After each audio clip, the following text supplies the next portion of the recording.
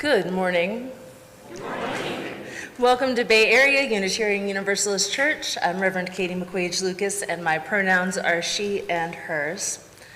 On this day, 200 years ago, the American Unitarian Association was founded. Today, we're celebrating that anniversary, and we're also going to ask some questions about what meaning that event might have for us so many years later.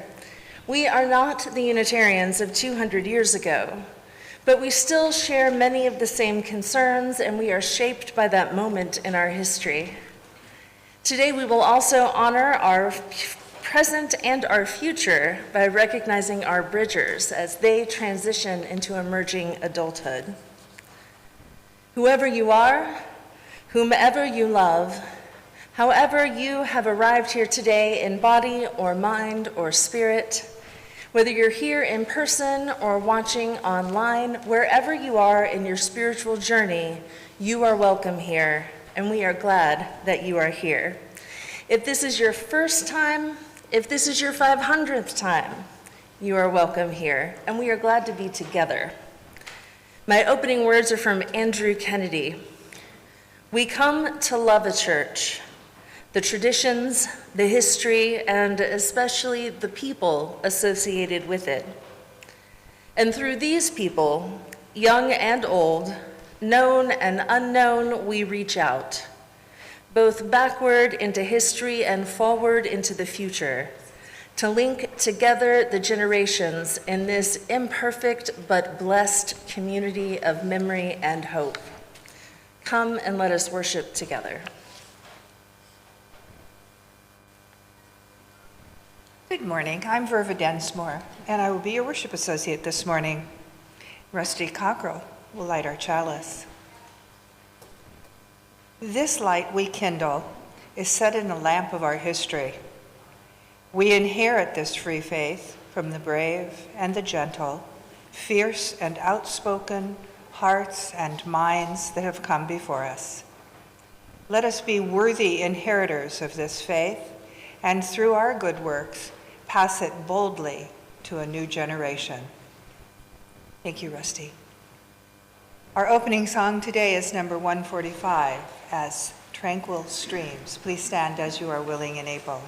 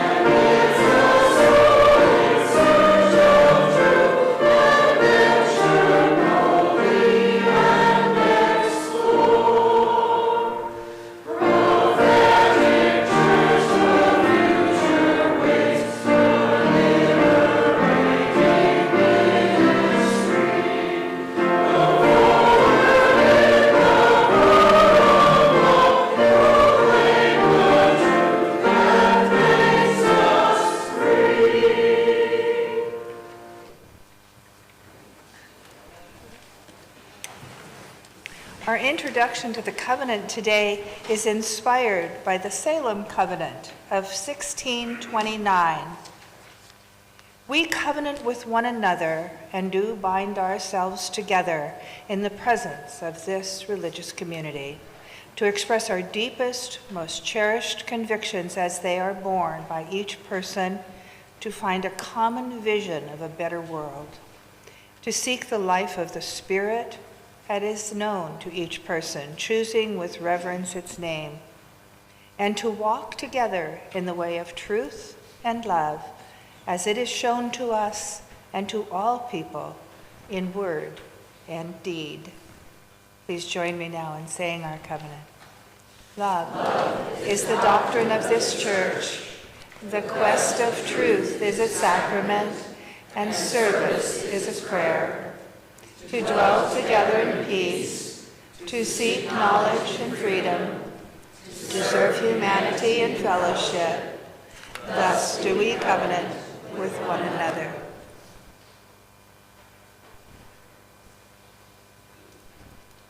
Our responsive reading is number 592 in the Gray Hymnal. Number 592. It is The Free Mind from William Ellery Channing, one of the people present 200 years ago at the foundation of the American Unitarian Association. Again, it's number 592 by William Ellery Channing. Please join in with me on the italicized text. I call that mind free which masters the senses and which recognizes its own reality and greatness, which passes life not in asking what it shall eat or drink, but in hungering, thirsting, and seeking after righteousness. I call that mind free which jealously guards its intellectual rights and powers, which does not content itself with a passive or hereditary faith, which opens itself to light, whencesoever it may come, which receives new truth as an angel from heaven. I call that mind free which is not passively framed by outward circumstances and is not the creature of accidental impulse, which discovers everywhere the radiant signatures of the infinite Spirit, and in them finds help to its own spiritual enlargement. I call that mind free which protects itself against the usurpations of society and which does not cower to human opinion, which refuses to be the slave or tool of the many or of the few, and guards its empire over itself as nobler than the empire of the world.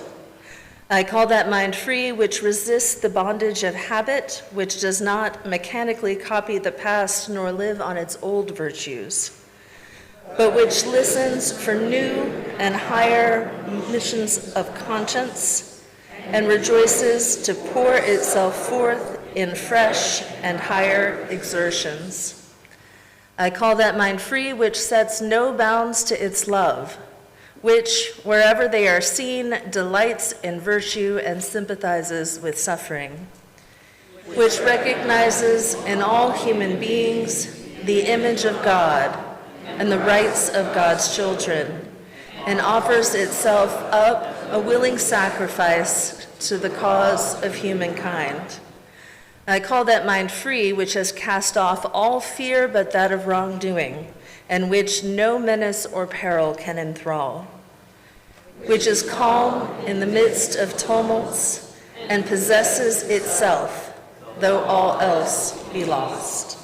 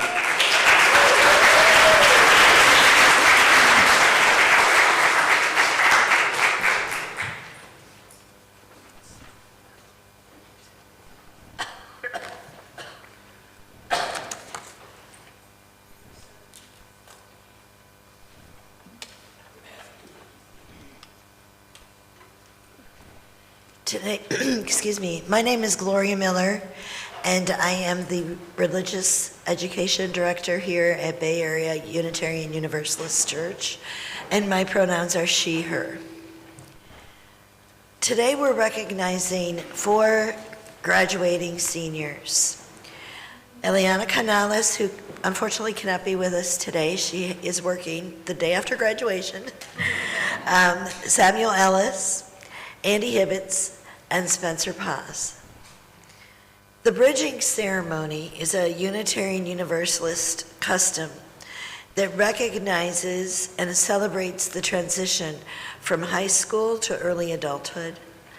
And this is a time of change, of excitement, and of uncertainty.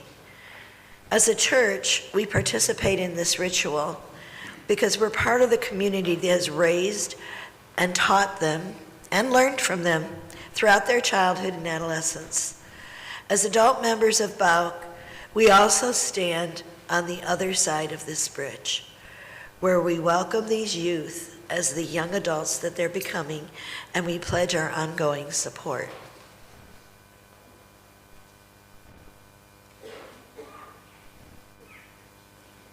James Ellis is going to read a poem as a representative of the remaining youth in the high school group. Graduates, as you step forward into your next chapter, we send with you our fondest hopes and blessings. May life bring enough challenges to fuel your dreams, enough affirmation to honor your gifts, and enough nurture to give your spirit peace. Believe in your vision, follow your dreams, and know always that when you return to us here, you will find the hands of friends. Today, we honor these youth among us, you who are stepping beyond and away and toward. Today, we share in your journey and encourage your discovery. The youth you leave behind applaud you for all you have been, all you are now, and for all you will be.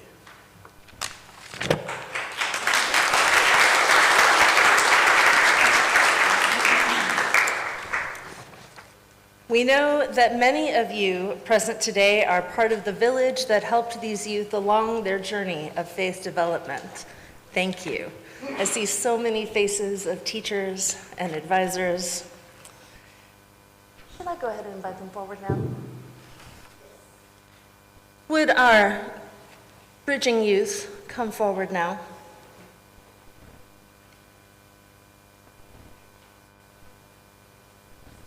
Over. Yeah. Great. At our child dedication services for children, for babies, we welcome those at the beginning of childhood into our church community by giving them roses with tightly closed buds on stems from which the thorns have been removed. The buds are symbols of life just beginning, whose unfolding we and they will experience petal by petal. The thornless stems are vivid images of our intent to protect the children of our church family from all that could be hurtful, to make their paths smooth as their lives unfold. Now these youth are at the other edge of childhood, and it is fitting once more to use that symbol, that image from the past, to speak to them and to ourselves of what is to come. Again, a rose.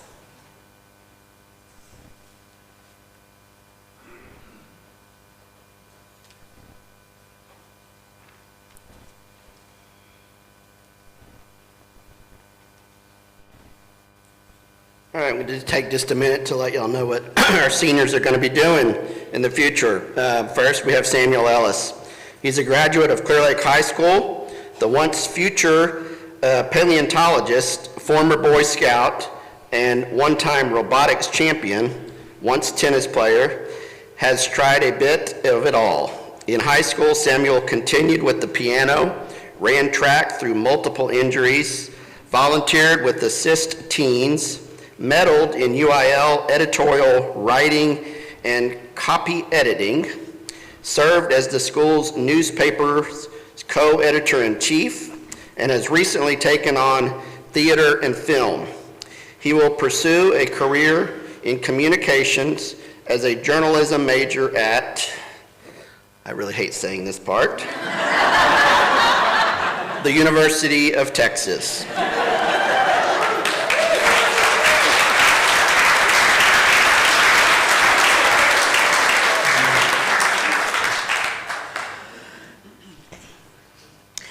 We're going to stop before we read the bio for Andy Hibbets. Can we go back to that slide? This is...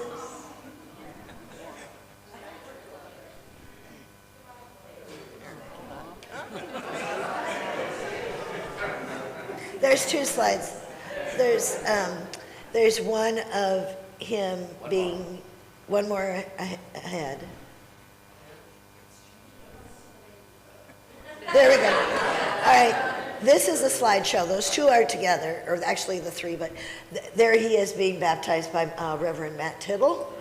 And here we have his bio. Andy graduated cum laude and was a National Merit Commended Scholar. He was captain of the water polo team MVP, and was named to all district junior and senior years. He played viola in the Lake Chamber Orchestra, participated in DECA, and was active on the school sailing team. This spring, he's been busy acting in and co-directing an independent film project. At BAUC, he participated in the Great Decisions this past year. In the fall, he is heading to the University of Southampton to study business entrepreneurship. Congratulations, Andy.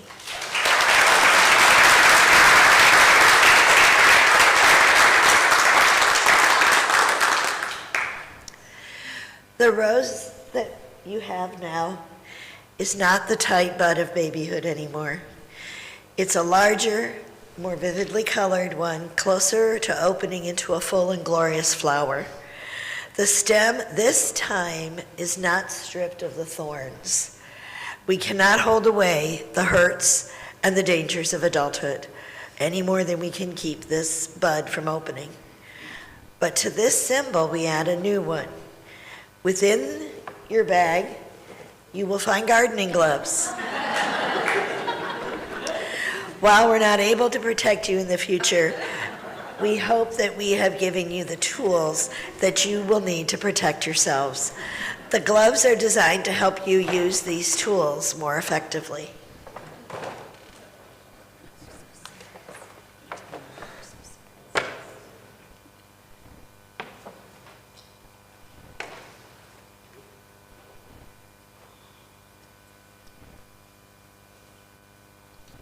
All right, tools such as values by which to measure the worth of our lives, decision-making skills, and the knowledge of how to think instead of following what others think, a heritage of the right of conscience, and the need to act on what that conscience demands, and a religious community in which to test and refine the possibilities of the directions of your life. The youth will also receive the book, Why Not? A story about rediscovering the bright possibilities, and the members and the following youth, after you leave the service today in Cockrell Hall, they will also be getting a chalice which you can sign and wish them good luck in their future endeavors. So we'll have a little reception following this service. And as always, we tell them, may your roots hold you close and your wings set you free. And we started a little tradition about 3 years ago. On the chancel there is a sign that says that, and each of our graduates signs that each year, so each of the seniors will sign that. It'll hang outside of our youth room. And at this time, I would like to invite the youth, a young adult group, to come up and welcome our youth.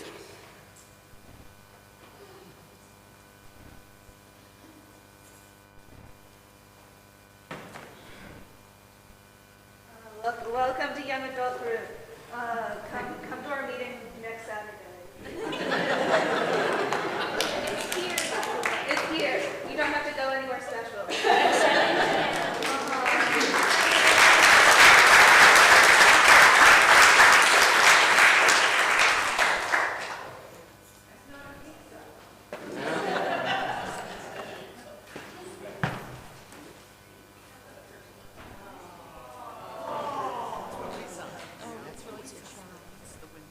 So let's congratulate our seniors.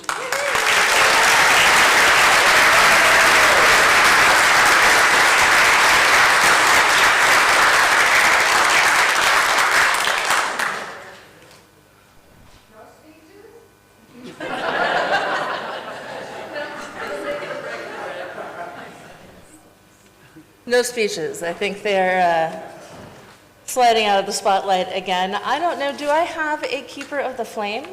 Do I have a volunteer to be a keeper of the flame? Bella, would you like to do, no? Somebody. Do we want to have Luciano be the keeper of? No, somebody will be.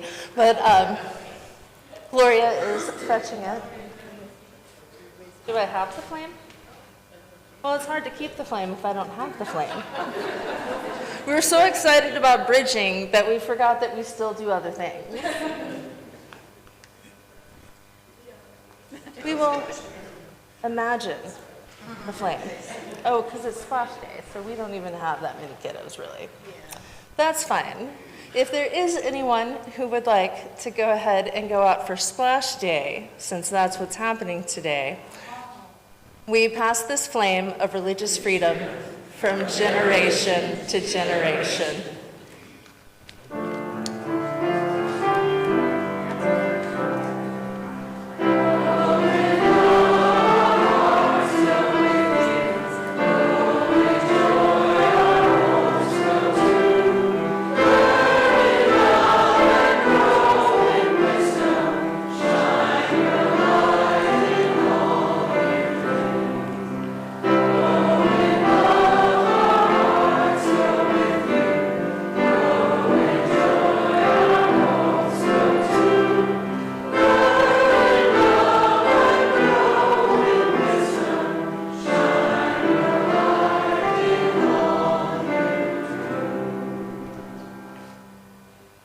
And now that I've remembered that it's splash day, what a perfect day for it. It's warm, it's a little uncomfortable, might as well go play in the water.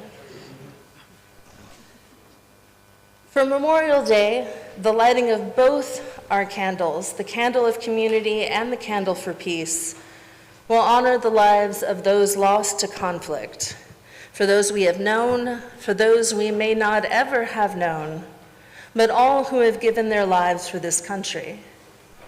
We lay the morality of a conflict on those who made the decisions, so that we might honor those who paid the price for those decisions. Our red candle of community reminds us that we are part of a greater whole. Those of us here in this room right now, those who are not present today, whether they are watching online or traveling, those who are present in other times and ways, and the community beyond our walls, the larger ecosystem of which we are a part. This community of memory and hope looks always ahead and behind, carrying our tradition forward while longing for new futures.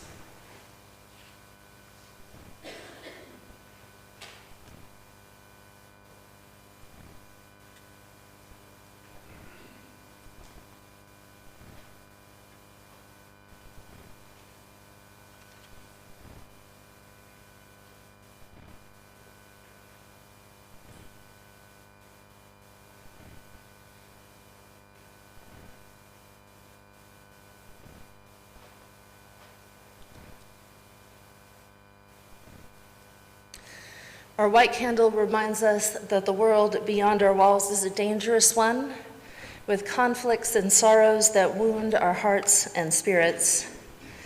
Lighting the candle reminds us that we are committed to a different world, a better world, in which all people have self-determination and the ability to flourish.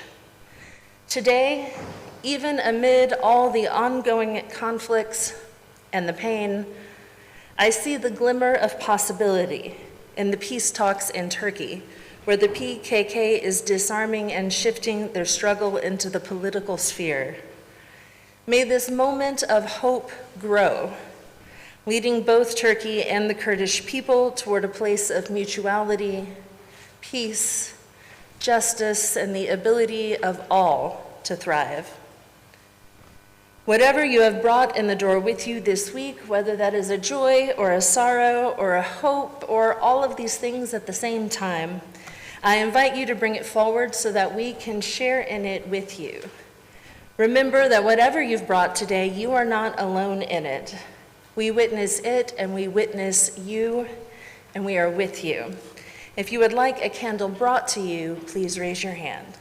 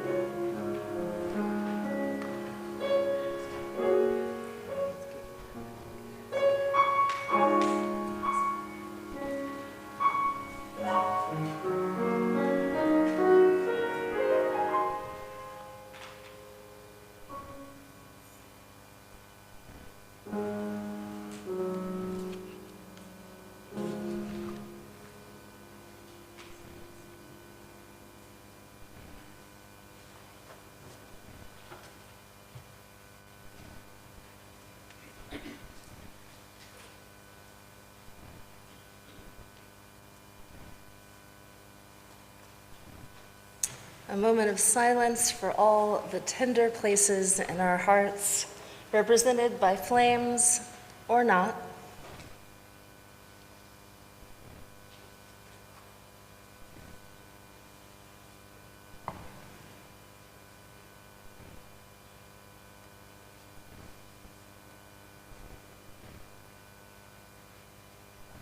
I invite you to join with me in prayer. Mystery at the heart of all things, power that moves through roots and branches in the deepest earth and the deepest space. We live in awe at the wonder of the universe, awe at the scope, awe at the breadth, awe at the miracle of life that caused us to be. When we seek peace, it is to honor life. When we seek justice, when we seek beauty, awe always leads us to a desire for flourishing for ourselves and for all peoples. On this day, as we root ourselves in our history as a faith tradition, may we remember those who pursued that flourishing before us. May we go on the same journeys, but in our own time and in our own ways. Even as we are rooted in the past, may we also reach for the future. May the gratitude that we feel for life and for connection lead us further into a world that is made for all of us, where we may all be free to flourish and thrive in all the ways in which we were born to do. Amen, and may it be so. Please remain seated for our prayer and song, our meditation hymn. It's number 352, Find a Stillness.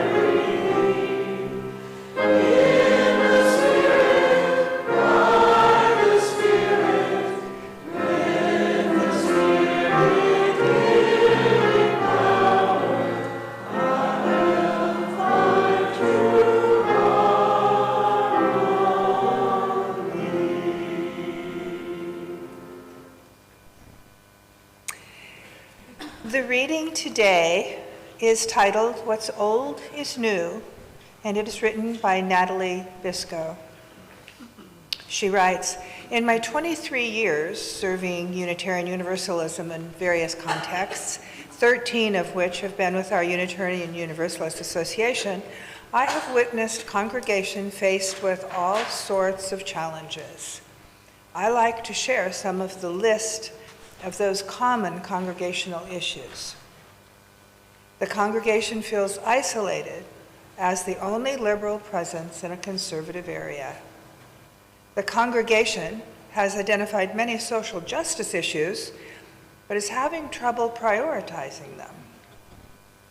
There are many visitors, but the congregation has trouble converting them to members, especially young families. Members of the congregation have been harmed by their faith tradition of origin and oppose the use of any religious language or symbolism, which causes tension with those who do not share the same experiences. There is tension between some members who desire a quiet, contemplative worship service and others who prefer a boisterous worship service with more contemporary music. Volunteerism is low, and the congregations have trouble filling positions such as board or nominating committee. There is a big pastoral care need in the congregation, but they're having trouble meeting all of the needs. The congregation needs guidance in creating a mission. The congregation needs more religious education for all ages. The congregation is having trouble making a budget for the year. The congregation feels like a well-kept secret in the community. Maybe some of these items on the list sound familiar. Maybe your own congregation is experiencing similar issues. But these issues are not from our work in the southern region, nor are they the most common issues searched in the partnership portal or listed on the partnership activation requests. This is a list of the most pressing and common challenges facing the congregations represented at the second annual meeting of the American Unitarian Association in 1827. As we approach the 200th anniversary of the founding of the American Unitarian Association, it is both slightly comforting and slightly annoying to realize that these commonly experienced issues still exist in our congregations today. One story we can tell ourselves to explain this phenomena is that we've never solved the problems. The story I prefer, however, is that we have solved the problems over and over again for 2 centuries. A gift of our living tradition is that we will continue to adapt, evolve, grow, change, and outsmart any issue that comes our way. So be gentle with yourselves and others. Be patient. Be kind. Trust that our ancestors are with us. We are the past, present, and future of Unitarian Universalism. And we've got this.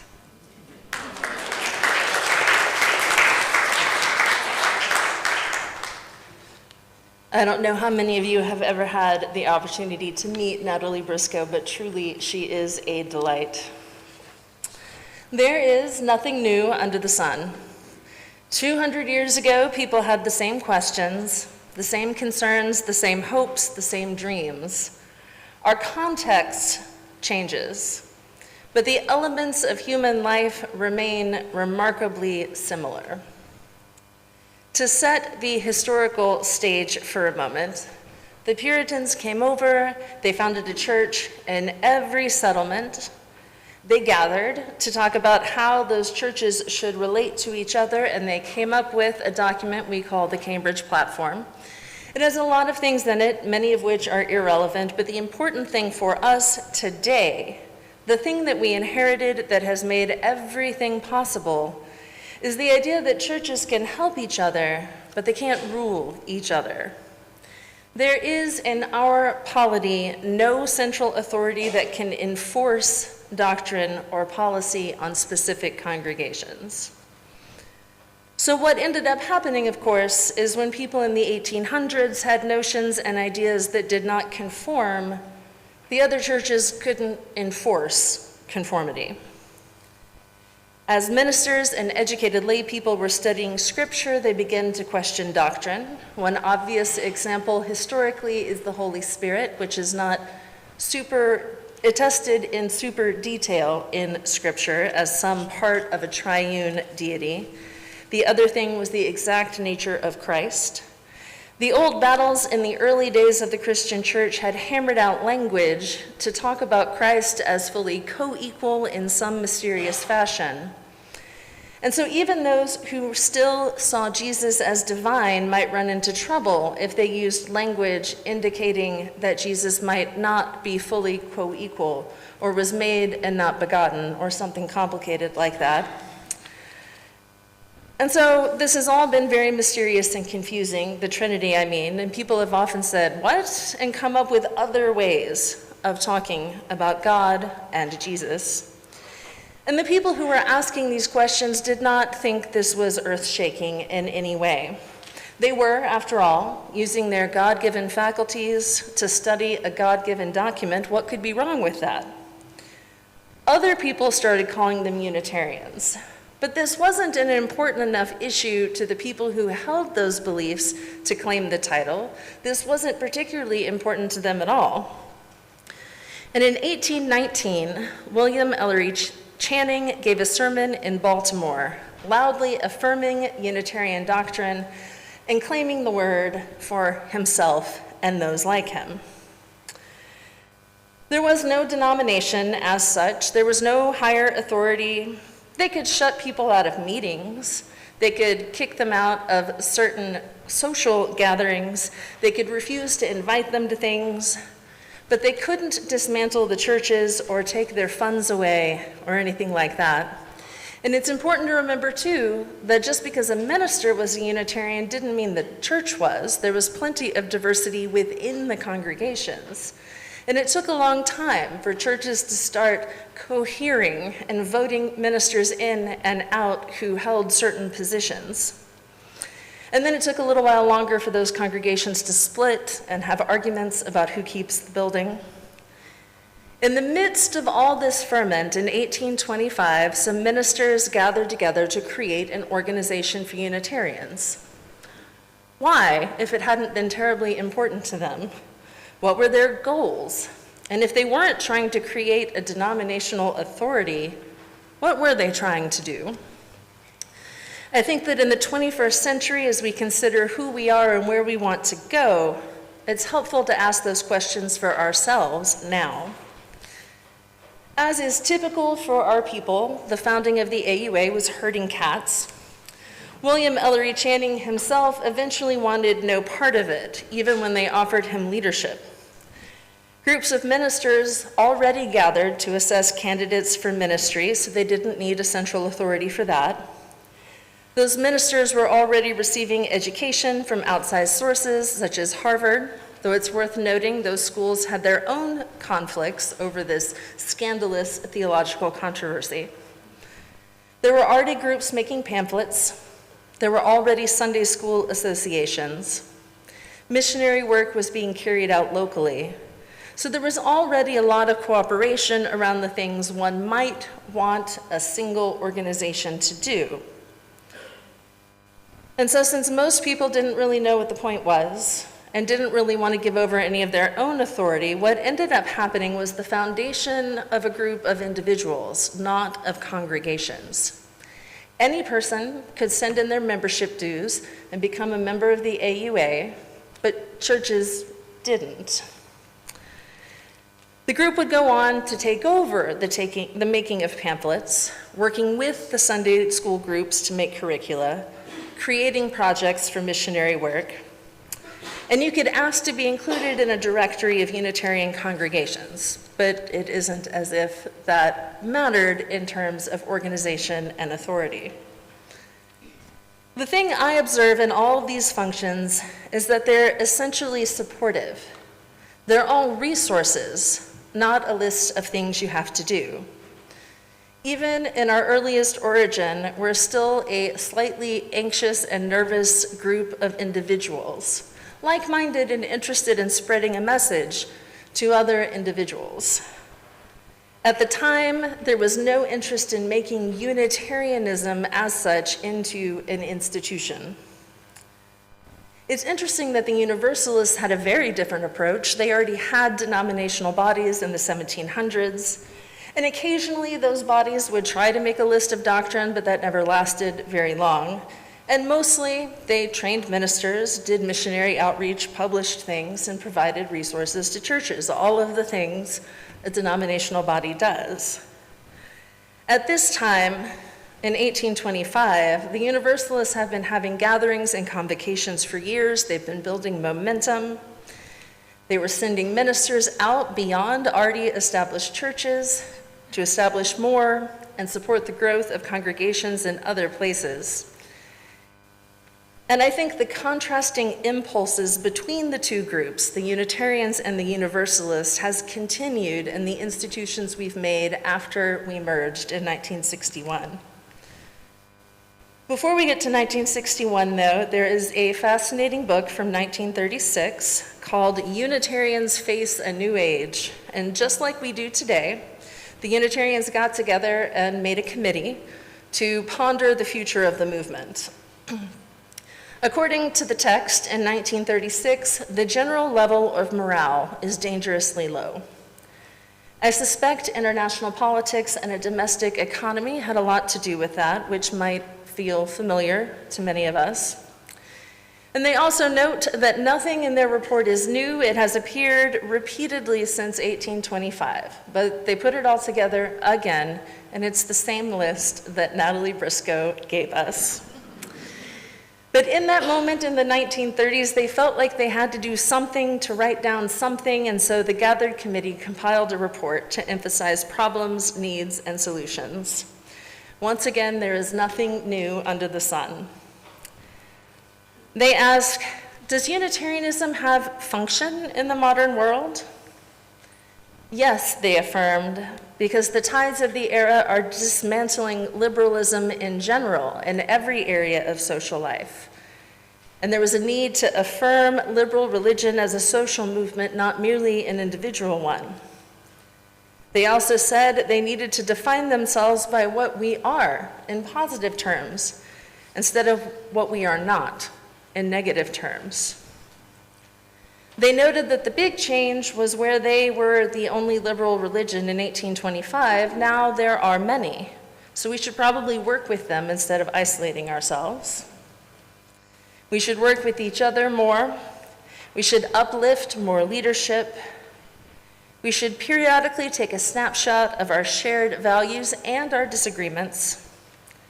We should evaluate ourselves according to secular principles of organization and education.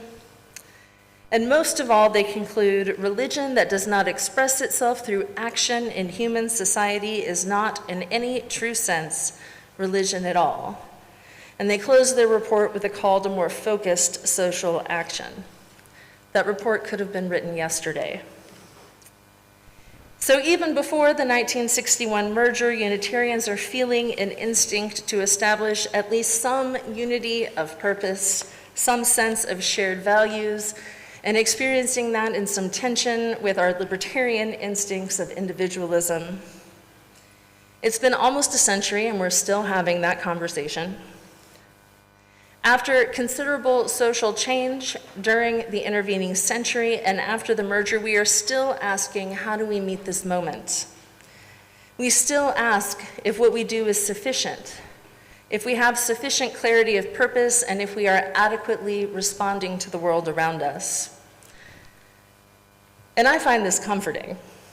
I find it comforting that it's in our very bones, our genetic code as a faith tradition, to question ourselves constantly. The root of who we are is that creative tension between being a community and being individual people.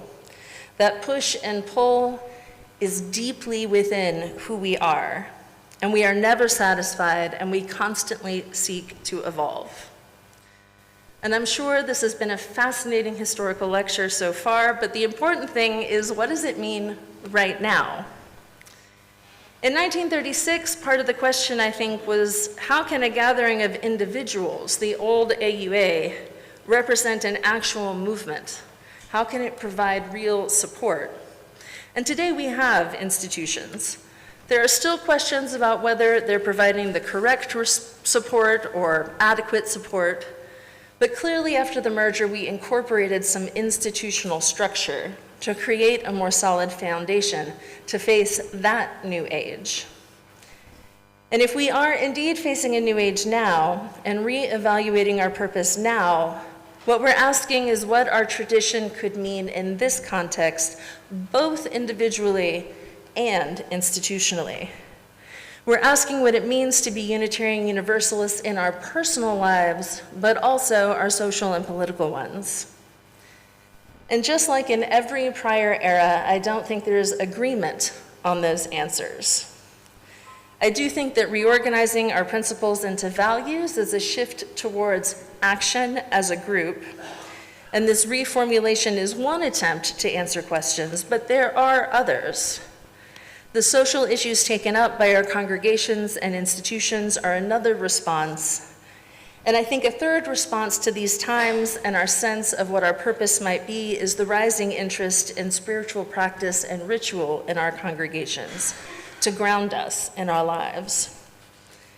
Since I get to stand up here and talk to you on a fairly regular basis, I think you know some of what I think about this moment. I think we are called to be a safe refuge for LGBTQIA folks for certain, for free thinkers as we have always been, for activists, for immigrants, for anyone who feels like they do not belong in other places and spaces. As our forebears did, we preach hope and possibility in the face of those oppressions, and we commit to working for liberation for all. We affirm pluralism and transformation in a world that seems interested in rolling back changes and in tightening the boundaries of conformity. To be a liberal religion does not necessarily mean liberal politics, though there is some overlap there. A liberal religion is one that seeks to wrestle with contemporary context and incorporate it, rather than fencing it out and rolling back change. A liberal religion seeks to make space, to make room for all who might be in need of a message of possibility. We seek to be open-minded and open-hearted. I think we generally bring to this place an already formed set of values and commitments, whether those have been formed in the RE wing down the hall or outside these walls and other parts of our lives. I think many of us are here because this is the place that gives us the best foundation to live out our values and commitments in the world. But I think it's actually more important that we're here because we all need to remember that we are not alone, that across all the variances in our belief and way of life, we are nevertheless in community with one another. We share many values, even when we don't agree about what they might look like. We share the fact that we are committed, active members of the society around us, even if our commitments are not exactly the same. And we do all share a desire to become our best selves, to learn how to be fully human and engaged in our world. There was, there is, and there will always be a need for that, for community in the face of disconnection and alienation, for a commitment to being human in a world that tells us to lock away parts of our humanity.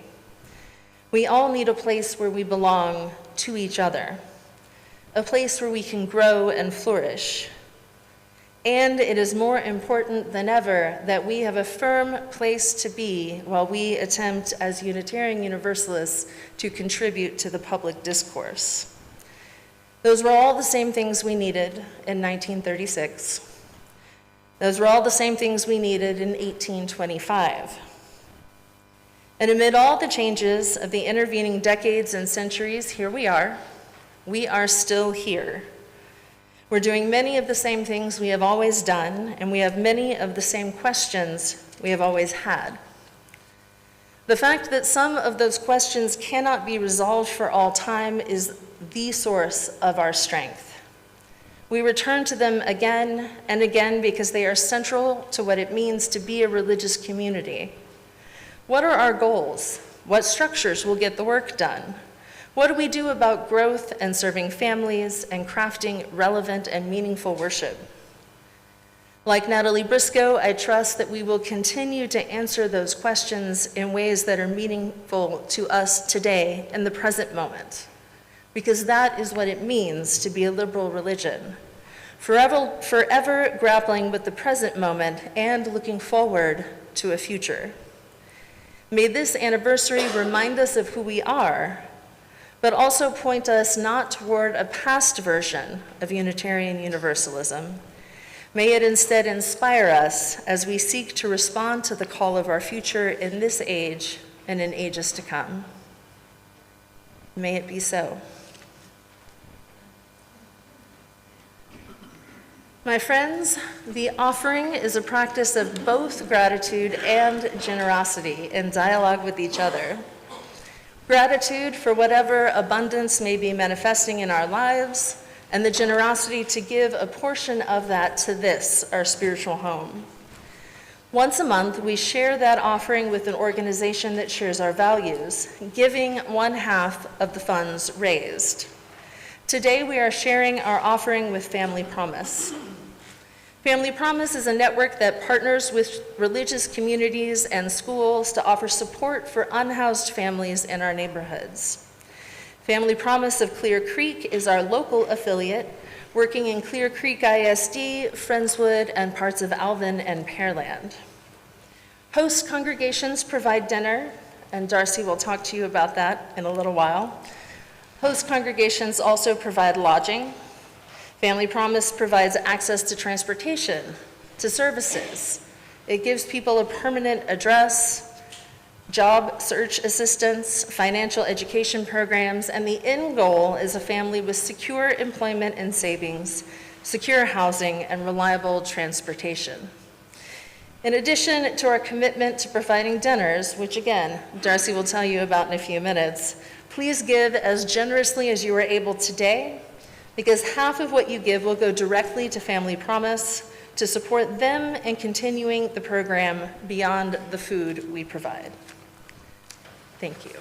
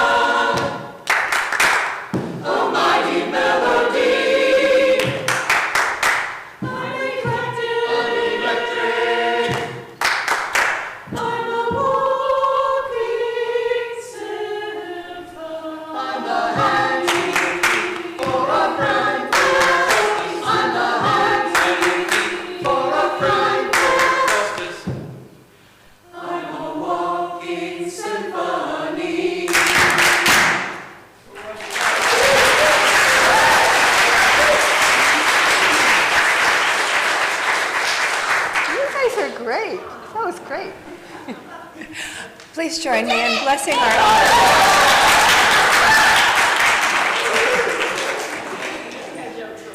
Please join me in blessing our offering. This gift from the abundance of my life blesses me, our ministries, and the world. And I'm going to invite Darcy Truhan forward for a minute before I begin the announcements.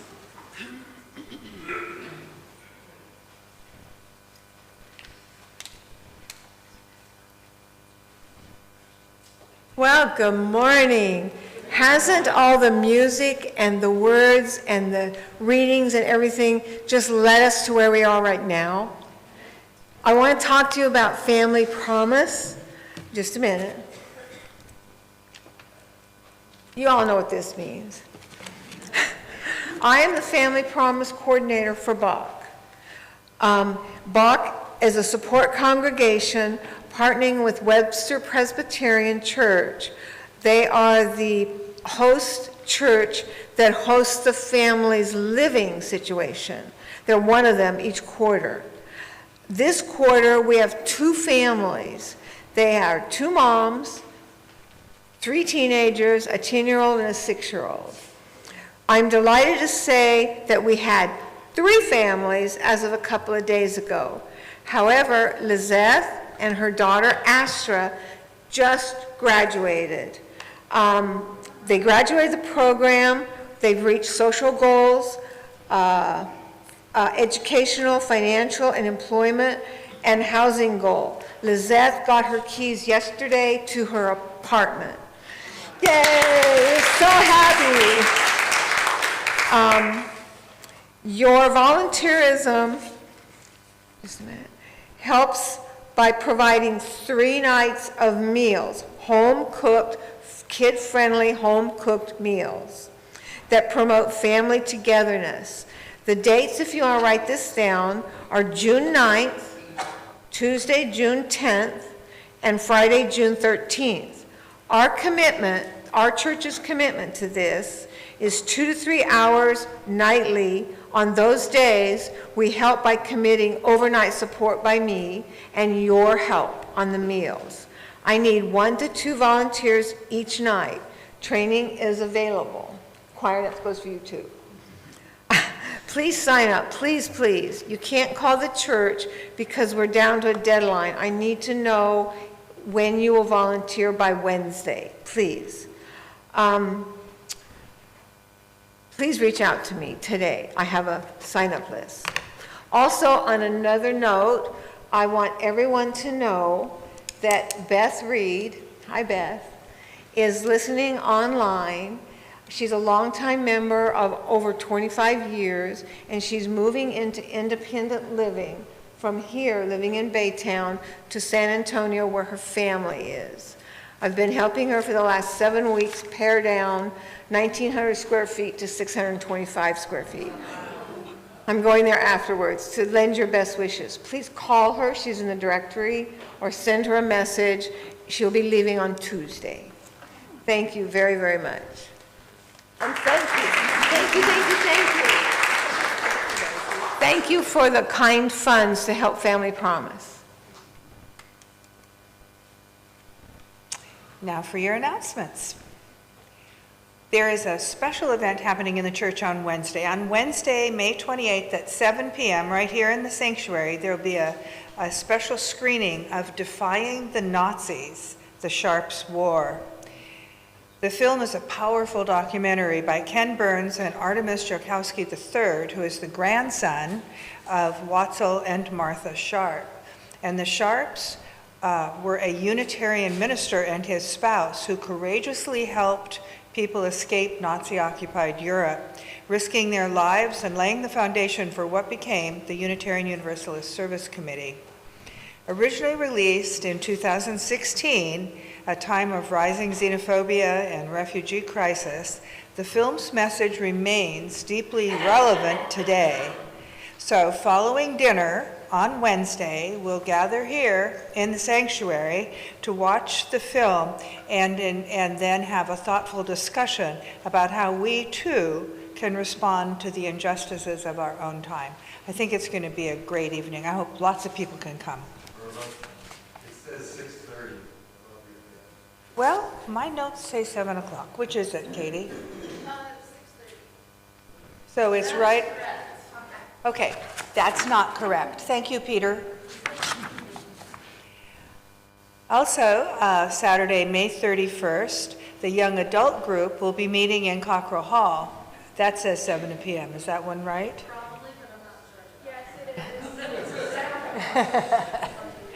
And there will be games and laughter. Bring your favorite game and feel free to bring a friend. Any questions, please contact the church office at 281-488-2001. We hope to see you there. The next congregational meeting is the next day, June 1st, at 12:15, right after church service. We need a larger quorum than usual so that we can hold a vote. So please make a special effort to stay after church that day. Friends and visitors are always welcome to be informed, even though they can't vote. If you can't be here, pick up a proxy at the church office. The next PFLAG meeting is this afternoon in the sanctuary at 2 p.m. Looking for support, connection, community? PFLAG is here for you. PFLAG provides welcoming space for LGBTQ+ individuals, families, friends, and allies to share experiences, find support, and work toward a more inclusive world. Whether you're looking for guidance, resources, or just a place to connect, you're welcome here, and you're safe here, and I hope you can come.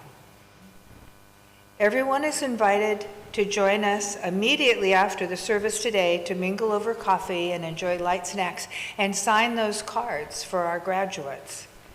So let's come together and share some quality time. And finally, stay connected with everything happening at BAUUC. Go online at BAUUC.org and sign up for our weekly news briefs. They come out every Tuesday. Our wonderful Paula Criswell takes care of that. Or you can use the QR code on the screen. But sign up, be informed. Now please stand for your closing song, number 295, Sing Out Praises for the Journey.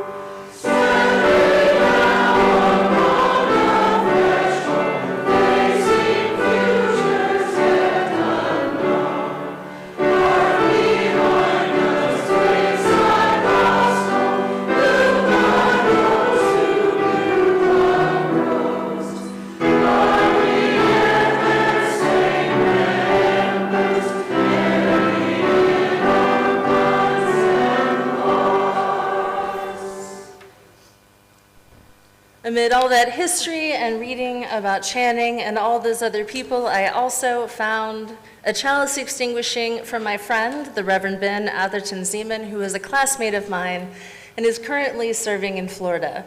So a little bit of freshness for us to close. As we extinguish the flame of our chalice, we ignite it within ourselves. Our commitment to our mission and to one another is an unquenchable flame. Let us remember that we are not alone until we light this flame next time. Go in peace and blessed be.